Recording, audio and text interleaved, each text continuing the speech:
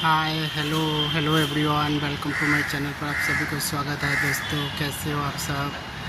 अभी हम मुंबई के तेजपाल हॉल के सामने एक मंदिर है, एक राधा कृष्णा जी का, उस मंदिर में दर्शन करने के लिए आया। ये देख सकते हो, ये राधा कृष्णा जी का मंदिर है। पर ये मंदिर अभी फ़िलहाल बंद है। ये 4 बजे खुलता है बोलता है। मैं भी आया दर्शन करने के लिए, पर मंदिर 4 बजे खुलता है बोलता है पुजारी।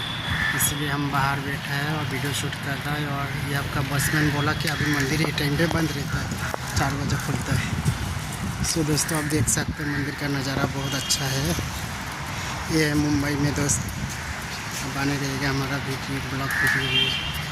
सबसे अच्छा मंदिर है, बहुत अच्छा मंदिर है दोस्तों। देख सकते हैं, सबसे अच्छा मंदिर है। राधे राधे। कृष्णा जी का मंदिर है, अभी बंद है, 4 बजे खुलेगा दोस्तों। बहुत अच्छा मंदिर है, ये मुंबई में है, बिल्कुल तेजपाल हॉल के सामने है ये मंदिर। राधे राधे।